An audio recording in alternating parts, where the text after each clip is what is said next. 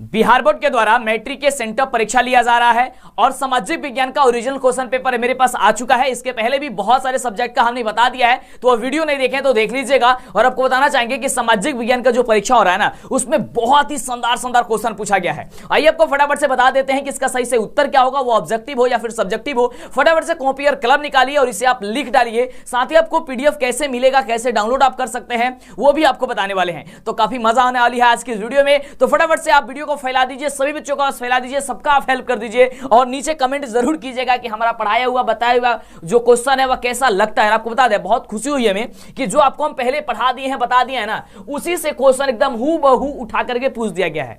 यानी आपको पता ही है कि हमें लगभग 60 से 65 दिनों के लिए जाना जाता है और 60 से 65 दिनों में जो आपको हम तैयारी करा देते हैं ना, वह धमाल मच जाता है। और आपको बता दें कि मेरा किताब भी मार्केट में आ चुका है, आप मेरे किताब को भी खरीद करके बेहतर तैयारी कर सकते हैं और पिछले वर्षों से ही वो धमाल मचा रहा है मेरा किताब। सबसे पहले बताना चाहेंगे कि जो सामाजिक विज्ञान की परीक्षा हो रही है उसमें कितना क्वेश्चन आपसे पूछा जा रहा है। आपको बताना चाहेंगे कि सामाजिक विज्ञान में ऑब्जेक्टिव क्वेश्चन की संख्या 80 आ रही है, आई हुई है और 32 आपका सब्जेक्टिव क्वेश्चन आया हुआ है, यानी कि लघुत्तरीय और दीर्घोत्तरीय क्वेश्चन पूछा गया है। 80 क्वेश्चन में मात्र आपको 40 प्रश्न का ही जवाब देना है ऑब्जेक्टिव में और 32 क्वेश्चन में मात्र आपको 16 प्रश्न का ही जवाब देना है। इस तरीके से आपको आधे प्रश्न का ही जवाब देना है, यानी कि टोटल 112 क्वेश्चन पूछा जाएगा और 112 क्वेश्चन में से मात्र आपको आधे प्रश्न का जवाब देना है। आपको बताना चाहेंगे कि इसका विषय कोड जो होता है वह 111 होता है। चलिए आइए बताते हैं कि आपको फटाफट से कि क्या क्या क्वेश्चन पूछा गया सेंटर एग्जाम में। कॉपी और कलम ले लिए होंगे आप लोग और फटाफट से इसका उत्तर लिख लीजिए और भी सभी सब्जेक्ट का हम आपको बता दिए हैं। तो जल्दी से सोचिए मत, पहले तो चैनल को सब्सक्राइब कर लीजिए, फटाफट से कर लीजिए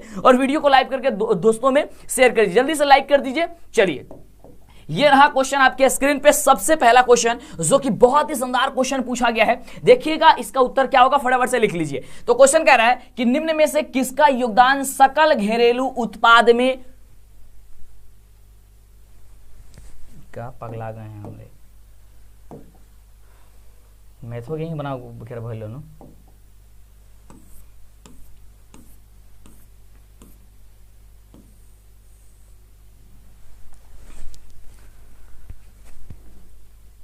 बिहार बोर्ड के द्वारा मैट्रिक का सेंटअप का परीक्षा लिया जा रहा है और सामाजिक विज्ञान का ओरिजिनल क्वेश्चन पेपर मेरे पास आ चुका है। आइए आपको बता देते हैं फटाफट से इसका सही उत्तर क्या होगा, जिससे कि आप परीक्षा में जैसे ही जाए आप फटाफट से इसका उत्तर करके चले आए। और आपको बताना चाहेंगे एक बहुत अच्छी खुशखबरी आपके लिए कि जो आपको हमने पहले पढ़ा दिया है, बता दिया है, हूबहू क्वेश्चन आपको उठा के पूछ दिया गया है। और आपको पता भी है कि हमें 60 से 65 दिनों के लिए ही जाना जाता है और इतने दिनों में आपकी इतनी गजब की तैयारी करा देते हैं कि मत पूछिए। और जैसा आपको पढ़ाते हैं वैसे आपको हूबहू क्वेश्चन आपके एग्जाम में आ जाता है।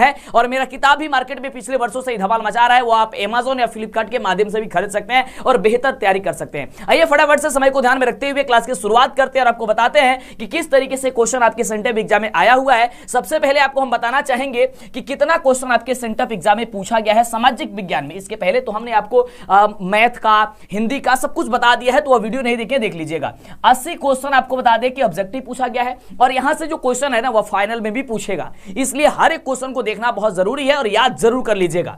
80 क्वेश्चन में से आपको मात्र 40 क्वेश्चन का जवाब देना है ऑब्जेक्टिव और 32 आपका सब्जेक्टिव क्वेश्चन पूछा है, जिसमें से आपको मात्र 16 प्रश्न का ही जवाब देना है। इस तरीके से 112 क्वेश्चन पूछा गया है और आधे प्रश्न का ही जवाब आपको देना है। लेकिन रही बात यह कि सर फाइनल में कितना पूछा जाएगा, वो बात की बात है, हम आगे आपको बताएंगे इसके बारे में कि फाइनल में कितना क्वेश्चन आपको पूछा जाएगा। लेकिन सेंटअप एग्जाम में देखें कि आपको दोगुने प्रश्न पूछे गए हैं और आधे प्रश्न का जवाब देना है। आइए आपको फटाफट से बताते हैं समय को ध्यान रखते हुए कि क्वेश्चन क्या है और उसका उत्तर जो का क्या क्या होगा। और बहुत बहुत शानदार क्वेश्चन ये पूछा गया है, बिल्कुल। और आपको बता दें कि 6 बजे की क्लास और 7:30 बजे की क्लास मत भूलिएगा। 6 बजे आपका डेली लाइव टेस्ट होगा और 7:30 बजे आपकी होगी धमाल। और बहुत जल्द आपके क्रैश कोर्स के लिए भी हम लेकर के आ रहे हैं, क्रैश कोर्स भी आपको करा देंगे। अगर आप कुछ नहीं पढ़े हैं तो टेंशन नहीं लेना है, तो इसके लिए नीचे कमेंट जरूर कीजिएगा, लाइक जरूर कीजिएगा।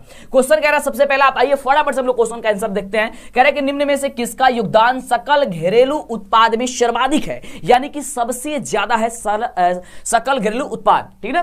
तो इसका बिल्कुल राइट जवाब हो जाएगा प्राथमिक क्षेत्र में इसका जो योगदान है, यानी कि इसका योगदान है जो सबसे ज्यादा है, यानी ऑप्शन हो जाएगा ऑप्शन ए नंबर, बिल्कुल ही राइट जवाब। अगले प्रश्न की बात करते हैं। फटाफट से कॉपी और कलम निकालो एकदम और लिख डालो और फैला दो वीडियो को, जल्दी से दोस्तों में फैला दो। जितने भी आपके पास ग्रुप है ना फैला दीजिए। साथ ही व्हाट्सएप ग्रुप में कैसे जुड़ेंगे, मेरे व्हाट्सएप ग्रुप में ये भी आपको हम बताने वाले हैं, तो अंतिम तक देखिएगा। अगला क्वेश्चन है कि निम्न में से कौन पूंजीवादी अर्थव्यवस्था का गुण नहीं है।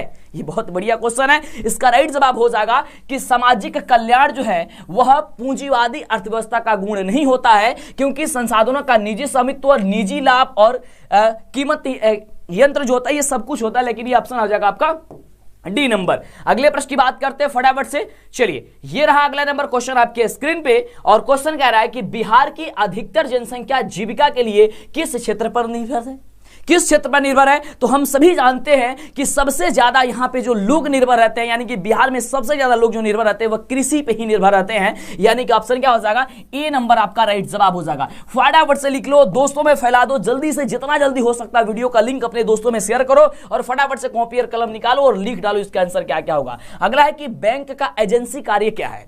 बैंक का एजेंसी कार्य क्या है? इस क्वेश्चन में थोड़ा सा ऑप्शन में थोड़ी सी डाउट है। इसका आंसर आपका ऑप्शन नंबर ए ही होना चाहिए, ऋण देना, लेकिन हमको इस पे भी थोड़ा सा डाउट बन रहा है, ठीक ना? तो इसे थोड़ा सा आप देख लीजिएगा। चलिए आगे बात करते हैं अगले नंबर क्वेश्चन की। अगला नंबर जो क्वेश्चन है वो क्वेश्चन क्या कह रहा है? कह रहा है कि भारत के किस राज्य में प्रति व्यक्ति आय सर्वाधिक है?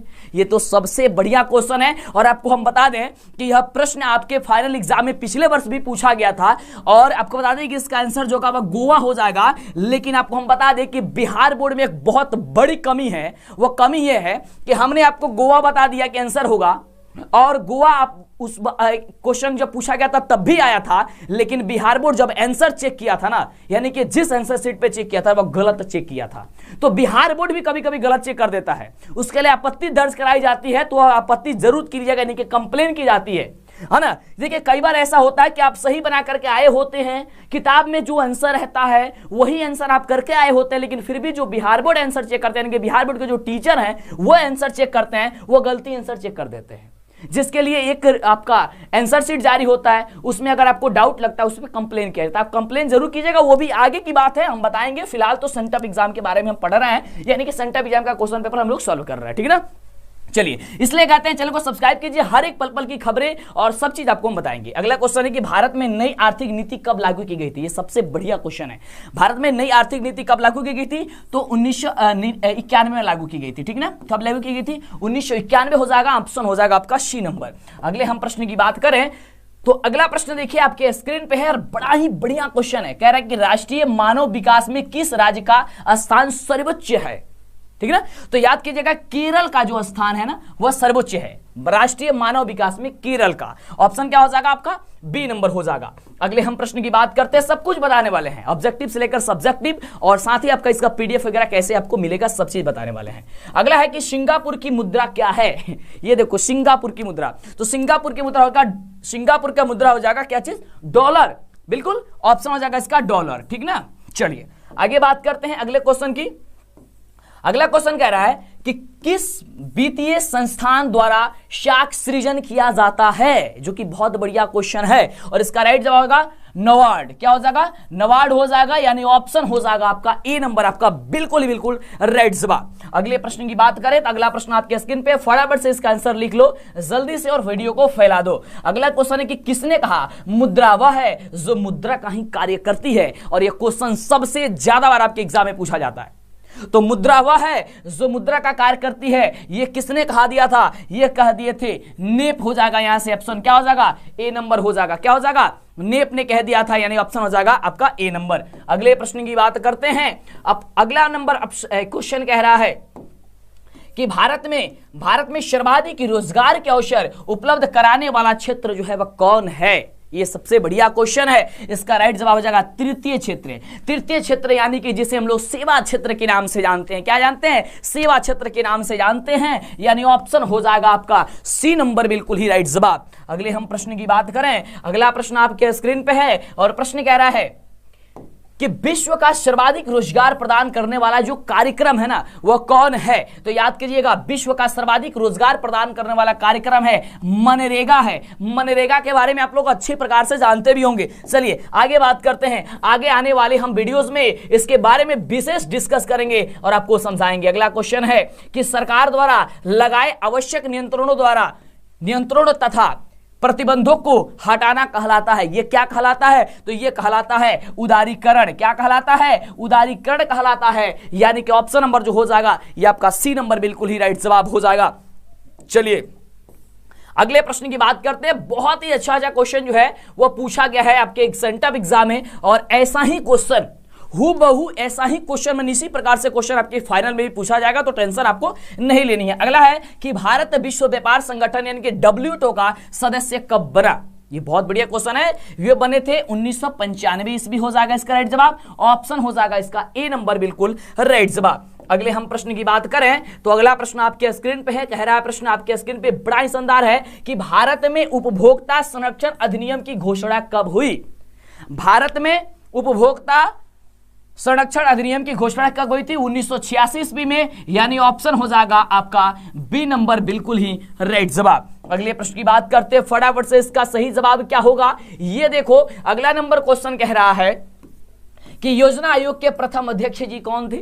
योजना आयोग के प्रथम जो अध्यक्ष थे वो याद करके रखना, पंडित जवाहरलाल नेहरू हो जाएगा। क्या हो जाएगा? पंडित जवाहरलाल नेहरू जी हो जाएंगे। ऑप्शन हो जाएगा क्या चीज? D number. अगले प्रश्न की बात करें, अगला प्रश्न आपके स्क्रीन पे है और प्रश्न कह रहा है कि भारत में किस प्रकार की अर्थव्यवस्था पाई जाती है।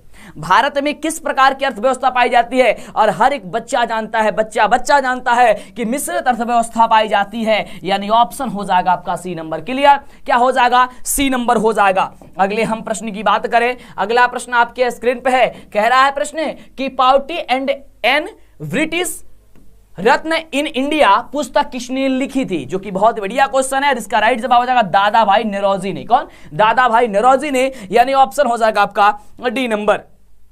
अगले हम प्रश्न की बात करें, अगला प्रश्न हम सभी का कह रहा है कि बंगाल विभाजन कब हुआ था। और ये क्वेश्चन बार बार आपको बता रहे थे, बार बार आपको हम समझा रहे थे कि ये क्वेश्चन आएगा, और देखो यहाँ पे सेंटअप में भी ये क्वेश्चन को पूछ दिया गया। तो हो जाएगा 1905 ईस्वी में। कब बंगाल विभाजन हुआ था? 1905 ईस्वी में। अगले हम प्रश्न की बात करें तो अगला प्रश्न ये रहा आपके स्क्रीन पे। फटाफट से देखते हैं क्योंकि समय आपके पास भी कम है और हमारे पास भी कम है, क्योंकि आपको हमें बहुत कुछ पढ़ाना है और आपको बहुत कुछ पढ़ना है, तभी तो मिलकर के हम मचाएंगे धमाल। बिल्कुल, चलिए आगे बात करते हैं कि मेजनी का संबंध किस संगठन से था। मेजनी का संबंध किस संगठन से था? और ये क्वेश्चन सबसे ज्यादा बार आपके एग्जाम में आता है कि कार्बोनरी से था। किससे था? कार्बोनरी से था। ऑप्शन हो जाएगा आपका बी नंबर। अगले हम प्रश्न की बात करते हैं तो अगला प्रश्न आपके स्क्रीन पे है। बहुत ही जबरदस्त और बहुत ही धमाल मचाने वाला क्वेश्चन है। यूनान को स्वतंत्रता कब मिली? यूनान को स्वतंत्रता कब मिली थी? इसका राइट जवाब होगा 1832 ईस्वी में, यानी कि ऑप्शन हो जाएगा आप सभी का बी नंबर बिल्कुल ही राइट जवाब। अगले प्रश्न की बात करते हैं फटाफट से। क्या आपने अभी तक वीडियो को लाइक नहीं किया? यार इतनी कंजूसी काहे करते हो? फटाफट से वीडियो को लाइक करो, क्योंकि जब आप लाइक करते हैं ना तो मनोबल बढ़ता है अंदर से और आपके लिए बहुत बेहतर कार्य कर सकते हैं। और साथ ही आप मीठा मीठा जब कमेंट करते हैं ना, बहुत मजा आता है। बिल्कुल कर दीजिए फटाफट से। अगला है सेडान के युद्ध में किसकी पराजय होती है? जो सेडान का युद्ध हुआ था ना, इसमें किसकी पराजय हो गई थी? ये पराजय हो गई थी फ्रांस की। किसकी पराजय हो गई थी? फ्रांस की पराजय हो गई थी। ऑप्शन आपका ए नंबर हो जाएगा। जल्दी से नोट कर लो, लिख लो फटाफट से, और चैनल को सब्सक्राइब करके दोस्तों में शेयर करो बिल्कुल फटाफट से, समय काफी ही कम है। अगला क्वेश्चन कह रहा है कि रूस में ड्यूमा का गठन कब हुआ था? ये बहुत ही बढ़िया क्वेश्चन है। तो इसका राइट जवाब हो जाएगा 1905 ही ईस्वी में हुआ था। ऑप्शन क्या हो जाएगा? बी नंबर हो जाएगा। अगले प्रश्न की बात करते हैं। अगला प्रश्न कह रहा है कि अप्रैल थीसिस किसने कब पेश की थी? देखो ये भी क्वेश्चन आपको कल ही परसों शायद पढ़ाए थे ना। अप्रैल थीसिस किसने पेश की? बहुत बढ़िया क्वेश्चन है। इसका राइट जवाब लेनिन ने किया था। कौन? लेनिन ने किया। ऑप्शन हो जाएगा डी नंबर राइट जवाब। अगले प्रश्न की बात करते हैं फटाफट से। क्वेश्चन कह रहा हम सभी का कि विश्व का पहला समाजवादी देश कौन है? विश्व का पहला समाजवादी जो देश है वह कौन है? वह रूस है। कौन है? रूस है। दिमाग में बैठा लो, एकदम फटाफट से याद कर लो, जैसे ही एग्जाम में आएगा आपको एकदम धड़ाधड़ आपको धमाल मचा देनी है। सेंटम में तो आया ही है, क्योंकि वही क्वेश्चन हूबहू क्वेश्चन आपको हम बता देना है उसका आंसर, लेकिन फाइनल एग्जाम के लिए भी आपको प्रिपरेशन करते रहना है, तैयारी करते रहना है जबरदस्त तरीके से। अगला है कि कार्ल मार्क्स का जन्म कहां हुआ था? कार्ल मार्क्स जो जन्म हुआ था ना वो कहां हुआ था? तो कार्ल मार्क्स का जन्म हुआ था जर्मनी में। कहां हुआ था? जर्मनी में। ऑप्शन हो जाएगा सी नंबर। अगले प्रश्न की बात करें, अगला प्रश्न कह रहा है हम सभी का क्वेश्चन है वियतनाम की राजधानी कहां है? वियतनाम की राजधानी कहां है? तो वियतनाम का राजधानी हनोई है। कहां है? हनोई है। याद कर लेना, बहुत ही शानदार क्वेश्चन है। अगले हम प्रश्न की बात करें, अगला प्रश्न हम सभी का कह रहा है बहुत ही शानदार प्रश्न है। कह रहा है कि किस समझौते के तहत वियतनाम को दो मांग यानी कि उत्तरी वियतनाम और दक्षिणी वियतनाम में बांटा गया था। ये बहुत ही बढ़िया क्वेश्चन है और इसका राइट जवाब होगा जेनेवा समझौता के अंतर्गत। जेनेवा समझौता क्या हो जाएगा? ऑप्शन हो जाएगा सी नंबर। अगले प्रश्न की बात करते हैं। अगला प्रश्न आपके स्क्रीन पे है और बड़ा ही शानदार प्रश्न है। प्रश्न कह रहा है कि कांग्रेस के किस अधिवेशन में पूर्ण स्वराज की मांग की गई थी? ये मांग की घोषणा की गई थी। ये बहुत ही बढ़िया क्वेश्चन है, बहुत ही शानदार क्वेश्चन है और इसका राइट जवाब होगा लाहौर अधिवेशन। क्या हो जाएगा? लाहौर अधिवेशन, यानी ऑप्शन हो जाएगा आपका ए नंबर, बिल्कुल ही राइट जवाब। क्या आपने अभी तक वीडियो को लाइक नहीं किया? फटाफट से कर दो यार, इसमें बात में आप कमजोरी और कंजूसी गाय करते हो। फटाफट से करो तो जल्दी जल्दी कर दो। हाँ चलिए अगला प्रश्न देखिए। उम्मीद है कि आप लोग कर दिए होंगे और मजा ले रहे होंगे क्लास की और फटाफट से आंसर करके आप लोग एकदम धमाल मचा रहे होंगे। अगला क्वेश्चन है कि थ्रशना में किसके नेतृत्व में नमक सत्याग्रह हुआ था? देखो ये क्वेश्चन जो है ना, इसमें थोड़ा सा फटा हमको दिख रहा है, लेकिन तुम लोग को स्पष्ट दिखेगा क्योंकि कैमरे में इसका क्वालिटी जो होगा वो बना देगा, लेकिन हमारे सामने जो जूम किया ना तो फट गया है। तो क्वेश्चन पढ़ने में थोड़ा सा हमको क्या हो रहा है, थोड़ा सा प्रॉब्लम हो रहा है इसमें, ठीक है ना। चलो तो इसका राइट जवाब हो जाएगा वह सरोजनी नायडू हो जाएगा। क्या हो जाएगा? सरोजनी नायडू हो जाएगा। ऑप्शन हो जाएगा सी नंबर। ये आपका सी नंबर। थोड़ा सा छोटा कर लेते हैं, देखो बड़ा जूम हो गया ना तो थोड़ा सा हमको दिक्कत हो रहा है, हमको स्पष्ट नहीं दिख रहा है, तुम लोग स्पष्ट दिख रहा होगा। चलिए अगला प्रश्न कह रहा है, बड़ा ही जबरदस्त क्वेश्चन है कि ईस्ट इंडिया एसोसिएशन की स्थापना कब हुई थी? ये बहुत ही बढ़िया क्वेश्चन है और इसका राइट जवाब होगा कि 1866 ईस्वी में। कब? 1866 ईस्वी में। ऑप्शन हो जाएगा आपका डी नंबर। अब होगा धमाल, अब होगा कमाल, बहुत ही जबरदस्त तरीके से आपको पेपर की खोपड़ी में छेद कर रहा। अगला क्वेश्चन कि गदर पार्टी की स्थापना किसने की थी? गदर पार्टी की स्थापना आप सभी जानते हैं कि लाला हरदयाल ने किया था, यानी ऑप्शन कहां पे है? देखिए लाला हरदयाल सिंह ने, लाला हरदयाल होगा, ऑप्शन होगा इसका ए नंबर, ठीक है ना। चलिए अगले प्रश्न की बात करते हैं। अगला प्रश्न हम सभी का क्या कह रहा है, तो ये रहा अगला नंबर 33 नंबर प्रश्न है और 33 नंबर प्रश्न कह रहा है कि Tata iron and steel company की स्थापना कब हुई थी? बहुत बढ़िया क्वेश्चन है। टाटा आयरन स्टील कंपनी की स्थापना कब हुई थी? तो 1907 में हुई थी। कब हुई थी? 1907 में हुई थी। ऑप्शन हो जाएगा आपका ए नंबर। क्लियर? क्या हो जाएगा? ऑप्शन हो जाएगा ए नंबर। फटाफट से वीडियो को लाइक और चैनल को सब्सक्राइब करके दोस्तों में शेयर करो, जल्दी से शेयर कर दो, फैला दो वीडियो को हर एक बच्चे के पास। कह रहा है स्पिनिंग म्यूल का आविष्कार किसने किया था? बताओ फटाफट से। बहुत बढ़िया क्वेश्चन है और इसका राइट जवाब हो जाएगा ऑप्शन नंबर बी। क्या हो जाएगा? सैमुअल क्रॉम्पटन ने हुआ था, यानी कि ऑप्शन हो जाएगा आपका बी नंबर, बिल्कुल राइट जवाब। फटाफट से वीडियो को लाइक और चैनल को सब्सक्राइब करके दोस्तों में शेयर कीजिए। अगला क्वेश्चन कह रहा है कि शांति व्यवस्था के स्थान पर किस प्रकार की शहरी व्यवस्था की प्रवृत्ति बढ़ी थी? ये बहुत ही बढ़िया क्वेश्चन है। इसका राइट जवाब प्रगतिशील। क्या हो जाएगा? प्रगतिशील हो जाएगा। ऑप्शन क्या हो जाएगा? ए नंबर। बहुत ही बढ़िया, इसका राइट जवाब हो जाएगा। चलिए पूरे 80 क्वेश्चन के आंसर जानिए, क्योंकि यहां से कोई भी फाइनल एग्जाम में भी क्वेश्चन पूछा जा सकता है। यानी कि जब बिहार बोर्ड क्वेश्चन को सेट करता है, बिहार बोर्ड क्वेश्चन को बतलाता है, तो आपको इसको समझना जानना बेहद ही जरूरी हो जाता है। चलिए अगला क्वेश्चन कह रहा है, इसी टाइप का क्वेश्चन, बहुत सारा क्वेश्चन हम आपको बताएंगे। अगला है 1929 ईस्वी की मंदी का सबसे पुराना प्रभाव किस देश पर पड़ा? किस देश पर पड़ा था? तो वह देश पर पड़ा था संयुक्त राज्य अमेरिका पे। संयुक्त राज्य अमेरिका पे पड़ा था, इसका सबसे बड़ा प्रभाव पड़ा था। ऑप्शन क्या हो जाएगा? ऑप्शन आपका हो जाएगा सी नंबर। अगले हम प्रश्न की बात करते हैं। अगला प्रश्न कह रहा है कि न्यू डील का संबंध निम्न में से किससे था? न्यू डील का संबंध सबसे जो है तो किससे था? तो था आर्थिक नीति। क्या हो जाएगा? आर्थिक नीति हो जाएगा, यानी कि ऑप्शन नंबर आपका डी नंबर जो दिया गया है वो रसगुल्ले, डी नंबर आपका राइट जवाब हो जाएगा। अगले हम प्रश्न की बात करते हैं फटाफट से। तो ये रहा अगला नंबर प्रश्न आपके स्क्रीन पे। कह रहा है कि अंतरराष्ट्रीय मुद्रा कोष की स्थापना कब हुई? अंतरराष्ट्रीय मुद्रा कोष की स्थापना जो हुई थी रसगुल्ले, वो हुई थी 1945 ईस्वी में। ऑप्शन क्या हो जाएगा? ए नंबर आपका बिल्कुल ही राइट जवाब हो जाएगा। फटाफट से वीडियो को लाइक और चैनल को सब्सक्राइब करके दोस्तों में शेयर कीजिए। चलिए अगले प्रश्न की बात करते हैं।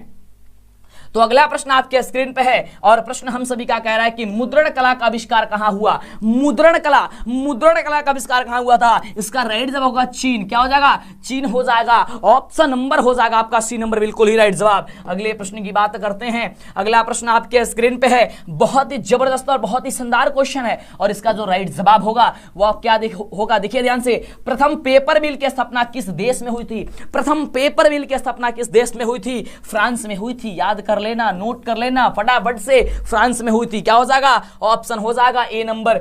अगले हम प्रश्न की बात करें। अगला प्रश्न आपके स्क्रीन पे है और प्रश्न बड़ा ही जबरदस्त शानदार है कि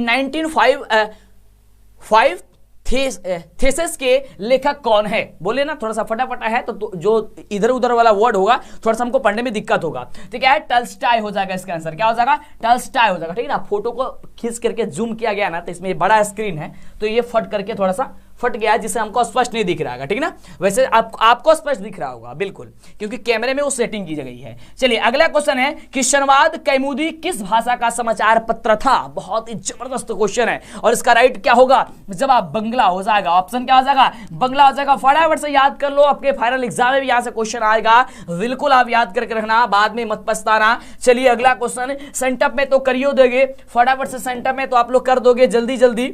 चलिए तो अगला क्वेश्चन कह रहा है आपके स्क्रीन पे कि रूसो कहां का दार्शनिक था? ये बहुत ही बढ़िया क्वेश्चन है, सीधे एग्जाम में आने वाला भी क्वेश्चन है। तो आपका फ्रांस का दार्शनिक था। कहां का था? दार्शनिक था कहां का? फ्रांस का दार्शनिक था, यानी कि ऑप्शन नंबर हो जाएगा आपका ए नंबर, बिल्कुल ही राइट जवाब। अगले प्रश्न की बात करते हैं। अगला प्रश्न आपके स्क्रीन पे है, प्रश्न है कि गोल घर का निर्माण कब हुआ था? रसगुल्ले, गोल घर का निर्माण, और गोल घर कहां पे बनवाया गया था? ये शायद कल ही परसों बताए थे आपको इसका जवाब, है ना। तो ये क्या हो जाएगा? 1786 में हो जाएगा। क्या हो जाएगा? 1786 हो जाएगा। किस लिए बनवाया गया था? तो अनाज के भंडारण के लिए बनवाया गया था। ये बात याद करके रखिएगा गोल घर के बारे में। अगले प्रश्न की बात करते हैं। अगला प्रश्न जो है बड़ा ही जबरदस्त क्वेश्चन है, कह रहा है कि असहयोग आंदोलन का प्रस्ताव कांग्रेस के किस अधिवेशन में पारित हुआ? यह भी क्वेश्चन सबसे जबरदस्त क्वेश्चन है और यह भी क्वेश्चन को आपको हमने बताया था। तो क्या हो जाएगा इसका जवाब?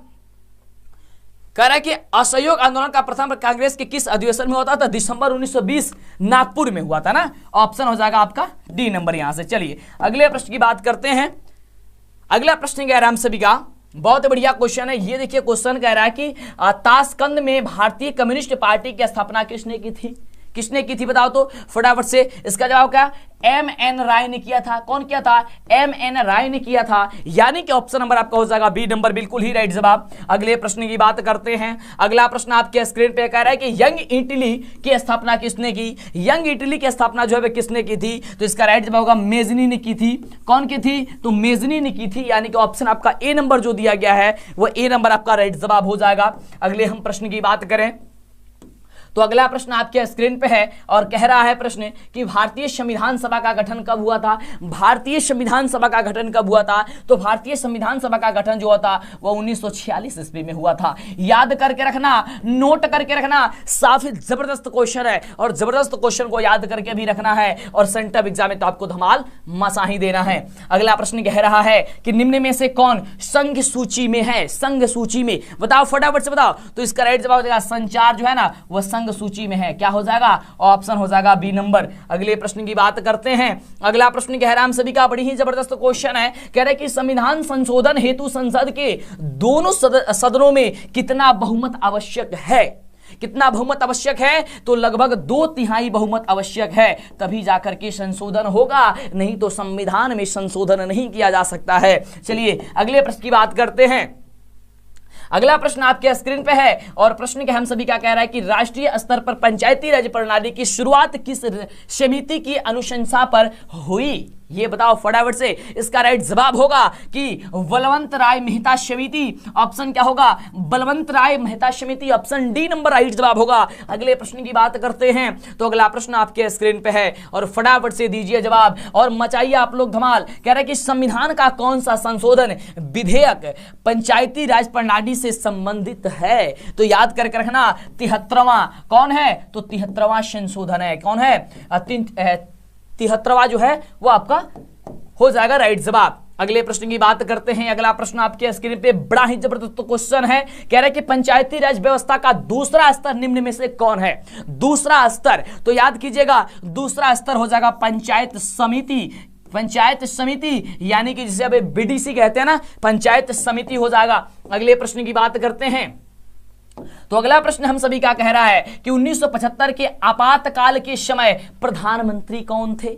प्रधानमंत्री कौन थे 1975 के आपातकाल के समय? याद करना, इंदिरा गांधी थे। कौन थे रसगुल्ले? इंदिरा गांधी थे। ऑप्शन क्या होगा? ए नंबर होगा। क्या मचाओगे धमाल? बिल्कुल। अगले प्रश्न की बात करते हैं। अगला प्रश्न आपके स्क्रीन पे है, कह रहा है कि चिपको आंदोलन का आरंभ किस राज्य से हुआ? चिपको आंदोलन ये तो आप सभी को पता है उत्तराखंड से हुआ था, क्योंकि ये हर जगह आपको पढ़ने को मिल जाता है। उत्तराखंड से हुआ। ऑप्शन आपका क्या हो जाएगा? बी नंबर आपका राइट जवाब हो जाएगा। ठीक है ना। किस लिए हुआ? पेड़ की कटाई की जा रही थी उसको रोकने के लिए, ठीक ना। इस बात को याद करके रहना। और अगले बता दे एक बात आवश्यक सूचना आपको कि हमने आपको बोला ना कि 6 बजे की क्लास आपको नहीं भूलना है और 7:30 बजे की क्लास आपको नहीं भूलना है, ठीक ना। ये कब चलेगा, ये आपको शाम में क्लास चलेगी और आपकी तैयारी कराई जाएगी जबरदस्त। आपको बता दें कि हर एक सब्जेक्ट से मेरी कोशिश है कि 500 ऑब्जेक्टिव ध्यान देंगे, 500 ऑब्जेक्टिव ध्यान देंगे और लगभग 250 सब्जेक्टिव क्वेश्चन, और एक सब्जेक्ट से आपको हम रटा देंगे, याद करा देंगे और उसी से एग्जाम में आएगा। कुछ नहीं पढ़े हो, टेंशन नहीं लेना, सबको छोड़ दो, कॉपी सब फेंक दो, लेकिन आपसे जो पढ़ाएंगे उसे आप याद कर लो, बिल्कुल सीधे टकराएगा एग्जाम में। और उसके बाद से बहुत सारा मॉडल पेपर आपको करा देंगे, एकदम धमाल बचा दोगे परीक्षा में जाकर के। चलिए अगला प्रश्न आपके स्क्रीन पे। तो जल्दी से चैनल को सब्सक्राइब करो फटाफट, अभी तक नहीं किया तो, और दोस्तों में शेयर करो, गजब तरीके से शेयर करो, जितना हो सकता है फैला दो वीडियो को। अगला क्वेश्चन, निम्न में से कौन राष्ट्रीय राजनीतिक दल है? राष्ट्रीय राजनीतिक दल कौन है? तो देखिए भारतीय कम्युनिस्ट पार्टी जो है ना, वो भारतीय कम्युनिस्ट पार्टी ये राष्ट्रीय राजनीतिक दल है। ऑप्शन क्या हो जाएगा? डी नंबर हो जाएगा। अगले प्रश्न की बात करते हैं। अगला प्रश्न कह रहा है कि सूचना का अधिकार आंदोलन कहां शुरू हुआ? सूचना का अधिकार आंदोलन जो है वो कहां पे शुरू किया गया था, आपको यह बताना है। इसका राइट जवाब होगा राजस्थान। क्या हो जाएगा? राजस्थान हो जाएगा। ऑप्शन आपका जो हो जाएगा वह ए नंबर आपका बिल्कुल बिल्कुल राइट जवाब हो जाएगा। अगले हम प्रश्न की बात करते हैं। तो अगला प्रश्न आपके स्क्रीन पे बड़ा ही जबरदस्त और शानदार क्वेश्चन है। कह रहा है कि महापौर का कार्यकाल कितने वर्ष का होता है? देखो ये भी क्वेश्चन बताए थे आपको। देखो यानी कि बहुत सारा क्वेश्चन आपको यहाँ पे हमने एक दो दिन के अंदर में पढ़ाए हैं, वही टकरा गया है। इसका राइट जवाब क्या होगा? 5 वर्ष का ही होता है। कितना वर्ष का होता है? 5 वर्ष का ही होता है। वैसे तो सारा का सारा क्वेश्चन यानी कि बहुत ऐसे कम ही क्वेश्चन है जो आपको हमने नहीं पढ़ाया है, ठीक ना। जो वीडियो रेगुलर देखे हैं, जो याद किए, उनको तो दिक्कत नहीं हो रहा होगा, लोग बता दे रहे होंगे, ठीक ना। और लेकिन कि जो 2-3 दिन के अंदर में पढ़ा दिया गया है वही सारा क्वेश्चन यहाँ पे झलक रहा है। अगला है कि हरित क्रांति से किस राज्य को आर्थिक लाभ हुआ था? हरित क्रांति से, इसका राइट जवाब होगा, देखिए हरियाणा का भी हुआ था, उत्तर प्रदेश को भी हुआ था, पंजाब के भी हुआ था, यानी कि इनमें से सभी हो जाएगा। क्या हो जाएगा? डी नंबर हो जाएगा। क्लियर? क्या हो जाएगा? डी नंबर हो जाएगा। अगले हम प्रश्न की बात करते हैं रसगुल्ले, फटाफट तरीके से पानी के निजीकरण के विरुद्ध कहां संघर्ष हुआ? पानी के निजीकरण के विरुद्ध, तो पानी के निजीकरण के विरुद्ध हुआ था बोलिविया में। कहां हुआ था? तो बोलिविया में हुआ था। ऑप्शन क्या हो जाएगा? डी नंबर हो जाएगा। चलिए अगले प्रश्न की बात करते हैं फटाफट से। अगला प्रश्न कह रहा है कि भारत में किस प्रकार की दलीय व्यवस्था है? रसगुल्ले, भारत में किस प्रकार की दलीय व्यवस्था है? तो याद करना, बहुदलीय व्यवस्था है। भारत में किस प्रकार की दलीय व्यवस्था है? बहुदलीय व्यवस्था है। ऑप्शन आपका हो जाएगा सी नंबर, बिल्कुल राइट जवाब। अगले प्रश्न की बात करते हैं। अगला प्रश्न आपके स्क्रीन पे है और बड़ी ही शानदार क्वेश्चन है। कह रहे कि माधव कुमार किस देश के पूर्व प्रधानमंत्री हैं? माधव कुमार, तो ये बहुत ही शानदार क्वेश्चन है। ये नेपाल के हैं। कहां के हैं? हम लोग के सटा देश नेपाल से हैं। ऑप्शन क्या हो जाएगा? बी नंबर हो जाएगा। अगले प्रश्न की बात करें। अगला प्रश्न आपके स्क्रीन पे है और बड़ा ही शानदार, बड़ा ही जबरदस्त और काफी धमाल मचाने वाला है कि भारत में प्रथम चीनी मिल की स्थापना किस राज्य में की गई थी? तो याद करना, वो हम लोग का बिहार राज्य में ही की गई थी। बिहार राज्य। ऑप्शन क्या हो जाएगा? ए नंबर हो जाएगा। क्या हो जाएगा? ए नंबर आपका राइट जवाब होगा। चलिए अगले प्रश्न की बात करते हैं। बड़ा ही शानदार, बड़ा ही जबरदस्त क्वेश्चन। चरक का संबंध किस देश से था? चरक का संबंध किस देश से था? तो ऑप्शन हो जाएगा भारत से था। ऑप्शन क्या हो जाएगा? सी नंबर हो जाएगा। क्या मचाओगे धमाल? बिल्कुल मचाओगे धमाल। अगले प्रश्न की बात करते हैं। अगला क्वेश्चन आपके स्क्रीन पे करें कि कान्हा राष्ट्रीय उद्यान कहां है? कान्हा राष्ट्रीय उद्यान, जल्दी बताओ, फटाफट से बताओ, कान्हा राष्ट्रीय उद्यान कहां है? 65 नंबर क्वेश्चन का जवाब आपके यहाँ पे ऑप्शन है, जिसका राइट जवाब होगा मध्य प्रदेश। क्या होगा? मध्य प्रदेश होगा, यानी ऑप्शन आपका हो जाएगा ए नंबर, बिल्कुल ही राइट जवाब। अगले प्रश्न की बात करते हैं। हूबहू क्वेश्चन छापो, एकदम एग्जाम में जाकर के धमाल मचा दो। अगला क्वेश्चन है, किस नदी की उत्पत्ति अमरकंटक से हुई? अमरकंटक से हुई, आपको बताना है फटाफट से, किस नदी की उत्पत्ति? गंडक, पुनपुन, सोन या फिर कोसी? तो इसका राइट जवाब हो जाएगा क्या चीज? सोन। ऑप्शन क्या हो जाएगा? सी नंबर हो जाएगा। अगले प्रश्न की बात करते हैं। अगला प्रश्न क्या कह रहा है? ये रहा अगला प्रश्न आपके स्क्रीन पे। कह रहा है बिहार में कितना प्रतिशत कृषि क्षेत्र है? बिहार में कितना प्रतिशत कृषि क्षेत्र है? यार सबसे ज्यादा है, यानी कि लगभग क्या है? 65%, ये 60%, ठीक है ना, लगभग 60% है। ऑप्शन क्या हो जाएगा? ए नंबर हो जाएगा। चलिए अगले प्रश्न की बात करते हैं। 10 और क्वेश्चन है, देख लेते हैं फटाफट से। श्वेत क्रांति संबंधित है, श्वेत जो क्रांति है वह संबंधित है, किससे संबंधित है? तो दूध से संबंधित है। श्वेत क्रांति किससे संबंधित है? दूध से संबंधित है। ऑप्शन हो जाएगा आपका सी नंबर। अगले प्रश्न की बात करते हैं फटाफट से। अगला क्वेश्चन आपके स्क्रीन पे, रबड़ की खेती के लिए कौन सी जलवायु चाहिए? तो रबड़ की खेती के लिए फटाफट से बताइए। तो इसका राइट जवाब हो जाएगा भूमध्य रेखीय जलवायु चाहिए। ऑप्शन क्या हो जाएगा? बी नंबर हो जाएगा। अगले प्रश्न की बात करते हैं फटाफट से। तो अगला नंबर क्वेश्चन आपके स्क्रीन पे बड़ा ही शानदार जबरदस्त क्वेश्चन है कि कौन सी फसल रबी और खरीफ दोनों के रूप में उगाई जाती है? ये बहुत ही बढ़िया क्वेश्चन है, फटाफट से बताओ। इसका राइट जवाब क्या होगा? अंडरी। क्या हो जाएगा? ऑप्शन हो जाएगा क्या चीज? डी नंबर हो जाएगा। चलिए अगले प्रश्न की बात करते हैं फटाफट से। ये रहा क्वेश्चन आपके स्क्रीन पे, कह रहा है कि दामोदर घाटी परियोजना का लाभ किन राज्यों को मिलता है? ये बहुत ही बढ़िया क्वेश्चन है। इसका राइट जवाब होगा झारखंड और पश्चिमी बंगाल। क्या हो जाएगा? झारखंड और पश्चिमी बंगाल, यानी कि ऑप्शन हो जाएगा आपका सी नंबर, बिल्कुल ही राइट जवाब। चलिए अगले प्रश्न की बात करते हैं फटाफट से। अगला क्वेश्चन क्या करा एकदम आपको, अभी तक क्या आपने लाइक नहीं किया वीडियो को? यार वीडियो को जल्दी से पहले लाइक करो, क्योंकि जब आप लाइक करते हैं तो मनोबल बढ़ता है और आपके लिए बेहतर से बेहतर वर्क किया जा सकता है। अगला प्रश्न कह रहा है कि निम्न में से कौन लौह अयस्क का एक प्रकार है? लौह अयस्क का एक प्रकार कौन है? वह जगह हेमेटाइट, मैग्नेटाइट जो होता है वो लौह अयस्क का क्या होता है? एक प्रकार होता है। तो हेमेटाइट हो जाएगा, ऑप्शन हो जाएगा क्या चीज? B number. अगला है टैक्सोल का उपयोग कहां होता है? टैक्सोल का जो उपयोग होता है याद करना, वो कैंसर के लिए होता है। किसके लिए? कैंसर के लिए। ऑप्शन क्या होगा आपका? बी नंबर हो जाएगा। अगले प्रश्न की बात करते हैं। अगला प्रश्न आपके स्क्रीन पे है, कह रहा है कि बिहार का कौन सा क्षेत्र, बिहार का कौन क्षेत्र सूखा प्रवण है? सूखा प्रवण है आपको बताना है। तो इसका राइट जवाब होगा उत्तर बिहार।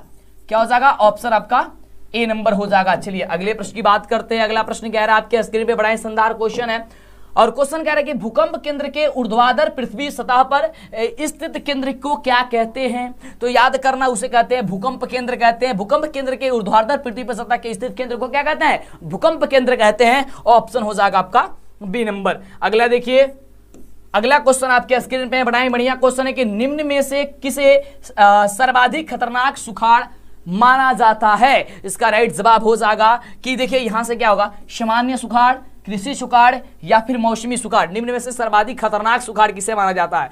ये देखिए, इसे किसी को भी नहीं माना जाता। यहां से ऑप्शन डी होगा। क्या होगा? Option D. खतरनाक सुखाड़ इसमें से कौन है जी?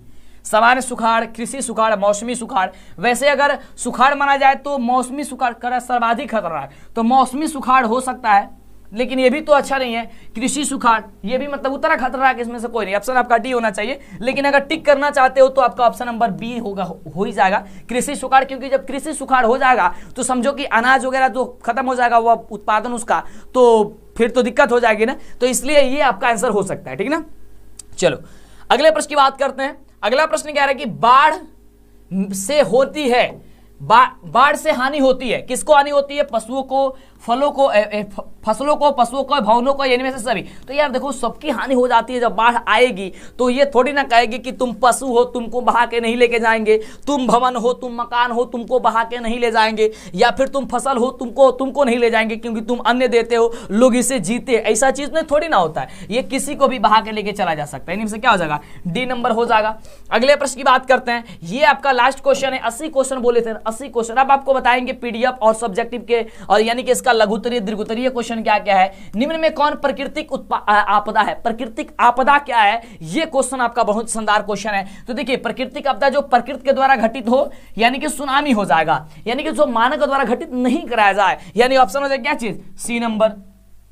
अगले आगे बात करते हैं। अब ये सब्जेक्टिव टाइप क्वेश्चन है। कुछ सब्जेक्टिव टाइप क्वेश्चन देख लो, फिर इसका उत्तर आपको बता देते हैं कहां पे मिलेगा, ठीक ना। देखो सब्जेक्टिव टाइप क्वेश्चन में पूछा गया स्लम पद्धति की शुरुआत कैसे हुई थी? औद्योगिक क्रांति के किन्हीं दो सकारात्मक प्रभावों का उल्लेख करें। शर्भरा वर्ग क्या है? जेनेवा समझौता पर एक संक्षिप्त टिप्पणी लिखिए। अगला क्वेश्चन इसमें पूछा गया है कि स्वराज पार्टी की स्थापना का क्या उद्देश्य था।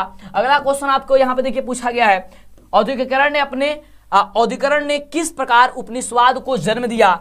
और दीर्घोत्तरीय क्वेश्चन यानी कि लॉन्ग क्वेश्चन आंसर में पूछा गया है जर्मनी के एकीकरण में बिस्मार्क की क्या भूमिका है। ये बार बार इंपोर्टेंट रहता है, इसमें पूछ ही दिया गया है। भारतीय राष्ट्रीय आंदोलन में भारतीय राष्ट्रीय कांग्रेस की भूमिका का विवेचना करें। ये भी बढ़िया क्वेश्चन है, ये आपका दीर्घोत्तरीय में है। ये इतिहास से क्वेश्चन था। अब बात करते हैं कि राजनीतिक से कौन कौन सा क्वेश्चन है। तो राजनीतिक से क्वेश्चन आपको पूछा गया सत्ता के क्षैतिज वितरण और ऊर्ध्वाधर वितरण में क्या अंतर है, स्पष्ट करें। अगला क्वेश्चन पूछा गया कि समवर्ती सूची का क्या अभिप्राय है। अगला क्वेश्चन पूछा गया है कि ग्राम पंचायत की आय के स्रोत को बतलाइए। अगला है कि बिहार में हुए छात्र आंदोलन के प्रमुख कारणों को कारण क्या थे, इसके बारे में बताइए। यानी कि ये सारे क्वेश्चन जो है आपका सब्जेक्टिव पूछा गया, और भी देख सकते हैं। अब दीर्घ उत्तरीय इसमें क्वेश्चन क्या क्या है कि संघीय शासन व्यवस्था की प्रमुख विशेषताएं लिखिए और नगर परिषद के संगठन और कार्यों का वर्णन कर दीजिए, ठीक ना। अगला इसमें आगे बात करते हैं हम लोग। आगे पूछा गया प्रत्यक्ष विदेशी निवेश से आप क्या समझते हैं, अर्थव्यवस्था को परिभाषित कीजिए। ये आपको अर्थशास्त्र से यानी कि इकोनॉमिक्स से क्वेश्चन पूछा गया है। अगला है कि आर्थिक अवसंरचना क्या है और कोपरा क्या है। ये नया क्वेश्चन जुड़ा है, कोपरा। कोपरा जो है नया क्वेश्चन जुड़ा है, ठीक ना। इसका आंसर बता देते हैं, कहां मिलेगा, टेंशन मत लो, पहले क्वेश्चन देख लो। 1991 के आर्थिक सुधारों से आप क्या समझते हैं, भारत में इन सुधारों का आवश्यकता क्यों हुई और आर्थिक विकास क्या है, आर्थिक विकास में आर्थिक वृद्धि में क्या, आर्थिक वृद्धि में अंतर की व्याख्या कर दीजिए। ये आपका सब्जेक्टिव में रहा। आगे बात करते हैं। अगला जो है भूगोल से क्वेश्चन है, खरीज क्या है। उसके बाद है लौ अयस्क के प्रमुख उत्पादक राज्यों के नाम लिखिए, तापीय प्रदूषण को परिभाषित कीजिए, या फिर नदी घाटी परियोजना को बहुउद्देशीय क्यों कहा जाता है। ये सारा क्वेश्चन आपको क्या है, सब्जेक्टिव में है। अगला है कि मृदा के किन्हीं दो प्रकार का संक्षिप्त वर्णन करें, सतत विकास क्या है, ठीक ना। अब बताओ कि क्या क्या क्वेश्चन तुम लोग को याद है इसमें से। भारतीय अर्थव्यवस्था पर वैश्वीकरण के प्रभाव की व्याख्या करें और भारतीय कृषि की निम्न उत्पादकता के क्या कारण है। अगला क्वेश्चन जो है आपदा से पूछ दिया गया है कि प्राकृतिक आपदा मानव जनित आपदा का उदाहरण सहित अंतर को आपको स्पष्ट कर देना है। ये अंतर जो होता है वह क्या होता है। आगे की बाढ़ की सुरक्षा हेतु सर्वाधिक सावधानियों को लिखें, बाढ़ हेतु सावधानियां, और आग लगने की स्थिति में क्या प्रबंधन किया जा सकता है, और सामान्य संचार व्यवस्था के बाधित होने के प्रमुख कारणों की व्यवस्था कर दीजिए। ये सारी क्वेश्चन जो है वो आपको सब्जेक्टिव में पूछा गया है। आइए बताते हैं कि सब्जेक्टिव का उत्तर, सब्जेक्टिव कैसे आप प्राप्त करेंगे, कैसे ऑब्जेक्टिव सब्जेक्टिव हर चीज प्राप्त करेंगे। इसके लिए सिंपल से आपको करना क्या है, आपको गूगल में चले जाना है। बार बार आपको बतलाते हैं, बार बार आपको बतलाने से शायद आपको याद भी हो गया होगा। और यहाँ पे आने के बाद से आपको सिंपल सा करना क्या है कि यहाँ पे आने के बाद से आपको गूगल में आ जाना है, और गूगल में आने के बाद से आपको यहां पे सर्च करना है। ध्यान देंगे, ये गूगल है, और गूगल में आने के बाद से यहां पे सर्च करना है डीएलएस एजुकेशन, जो चैनल का नाम है मेरा। यानी कि क्या सर्च करोगे आप लोग, जो चैनल का नाम है डीएलएस एजुकेशन। जैसे ही आप सर्च करेंगे डीएलएस एजुकेशन ऑफिशियल आ जाएगा। यहां पे जूम कर देते हैं इसको, ठीक ना। देखो यहां से डीएलएस एजुकेशन ऑफिशियल, सिंपल से इस पे आप क्लिक कर दीजिएगा। जैसे आप डीएलएस एजुकेशन पे क्लिक करेंगे, इसका नीचे डिस्क्रिप्शन में लिंक दिया है। व्हाट्सएप ग्रुप में जुड़ना चाहते हैं, व्हाट्सएप ग्रुप में आप जुड़ सकते हैं यहां से, ठीक ना। आप बात करते हैं देखिए सेंटअप एग्जाम के बारे में। तो सेंटअप एग्जाम के बारे में आपने क्या देखा, यहां देखिए, यहां सेंटअप एग्जाम का हर एक क्वेश्चन पेपर यहां पे अपलोड किया गया है। जैसे कि है हिंदी है, साइंस है, मैथ है, सोशल साइंस, संस्कृत, इंग्लिश, ठीक ना। तो जिस भी आप क्लिक करना चाहते हैं डाउनलोड पे क्लिक कर सकते हैं। जैसे मान लीजिए कि आप मैथ का ही देखना चाहते हैं, मैथ पे क्लिक करेंगे। सोशल साइंस, सोशल साइंस पे जैसे ही आप क्लिक करेंगे, इस पर टैप करेंगे, ये फटाफट तरीके से इस पर क्या होगा, पोस्ट ओपन हो जाएगा। देखिए ध्यान से, देखिए ये ओपन हो गया, इस तरीके से ओपन होगा। यहाँ पे आपको आंसर देखने को मिल जाएगा, ठीक ना। यहाँ पे आपको सब्जेक्टिव भी मिल जाएगा। यहाँ पे डाउनलोड जो है वो आप क्लिक करके यहाँ से सब्जेक्टिव भी डाउनलोड कर सकते हैं, देख सकते हैं। या इसके नीचे जाइएगा तब भी आपको सब्जेक्टिव लगा दिया गया होगा, ठीक ना। तो आइए सर्च कीजिए फटाफट से और तैयारी में जुड़ जाइए, जबरदस्त तरीके से तैयारी कीजिए, ठीक ना। लिंक नीचे डिस्क्रिप्शन में दिया गया है। सबसे पहले क्या करना है, गूगल को खोल लेना है, गूगल में डीएलएस एजुकेशन सर्च करना है या फिर मंटू सर सर्च करना है, आ जाएगा मेरा वेबसाइट, उस पर क्लिक कर देना है। क्लिक करते हैं आपको सारी चीजें स्क्रीन पे दिखेगी, उस पर आप क्लिक करके कोई भी चीज आप ओपन कर सकते हैं, पढ़ सकते हैं। यहाँ से आप लोग बता देना चाहेंगे, यहाँ पे इसके होम स्क्रीन पे आकर के आपको दिखा देना चाहेंगे, काफी जबरदस्त चीज आपको दिखा दें कि टॉपर का कॉपी से लेकर के और सारी चीजें, यानी कि ऑब्जेक्टिव सब्जेक्टिव कैसे कहाँ पे मिलेगा, वो चीजें आपको बता दें, ठीक ना। क्योंकि वो सारी चीजें समझना बहुत जरूरी है आपके लिए। देखो ध्यान से, जैसे आप नीचे जाइएगा ना, जैसे आप नीचे जाएंगे यहाँ से डमी एडमिट कार्ड डाउनलोड कर सकते हैं आप लोग। यानी कि सब चीज सुविधा यहाँ पे दी गई। देखिए यहाँ से आप मॉडल पेपर देख सकते हैं, मॉडल पेपर का टेस्ट दे सकते हैं, ऑब्जेक्टिव चैप्टर वाइज और सब्जेक्टिव चैप्टर वाइज। यानी कि प्रत्येक चैप्टर का ऑब्जेक्टिव सब्जेक्टिव जो इंपॉर्टेंट है, जो परीक्षा में आएगा, वो यहाँ पे लगा दिया गया। आप टिप करके यानी क्लिक करके आप देख सकते हैं, ठीक ना। उसके बाद एक खास चीज है टॉपर का कॉपी। टॉपर का कॉपी यानी कि जो बिहार टॉपर बने थे ना, उनका ओरिजिनल कॉपी मेरे पास है, यहाँ पे इस वेबसाइट पे लगा दी है, जिससे आप देखें, समझें और जानें कि किस तरीके से वह बच्चा ने लिखा था, जिससे कि वो बिहार में धमाल मचा दिया। तो इस पर आप क्लिक करेंगे, ये फटाफट से वो उसका कॉपी जो है वो ओपन हो जाएगा। हालांकि काफी सारे बच्चे देख चुके हैं इस कॉपी को, लगभग 2 लाख बच्चे ने देखा, लगभग शायद 2 लाख देखे, क्योंकि अभी तक 2 लाख देखे हैं जब तक हम वीडियो बना रहे हैं। बिल्कुल आगे कितने बच्चे देखेंगे हम कह नहीं सकते हैं, क्योंकि वो बहुत सारे बच्चे देख चुके हैं और आपको भी देखना। आइए देखिए, ओरिजिनल कॉपी है उनका, और देख करके अपना तैयारी कीजिए, समझिए कि किस तरीके से जो है ये, हाँ ये अभी खोल रहा है पूरा पेज। ये जूम हो भाई, अरे जूम का नहीं होता, क्या हो गया इसको, स्क्रॉलिंग हो रहा है लेकिन जूम नहीं हो रहा। अच्छा ऐसे जूम होगा ना, चलो तो देखो यहां ओरिजिनल उसका कॉपी है। अच्छा, पूरा पे हाथ से आपको घुमा रहे थे, नहीं हो रहा था ना इसलिए। चलो यहां देखिए इसका ओरिजिनल कॉपी आपका, ठीक है, समझिए ये सभी पेज लगाया गया, ओरिजिनल कॉपी है। आइए सर्च कीजिए, देखिए, समझिए, जानिए कि किस तरीके से वह बच्चा जो है वह लिखा था जिससे वो बिहार टॉप कर दिया, ठीक ना। तो फिर मिलते हैं इससे आपसे इसी कमाल तरीके की वीडियो के साथ नेक्स्ट वीडियो में, और चैनल को सब्सक्राइब कर लीजिए जिससे कि आपको आगे से वीडियो मिले और आप धमाल मचा सके और आपके पास नोटिफिकेशन मिल सके। फिर मिलेंगे आपसे नेक्स्ट वीडियो में।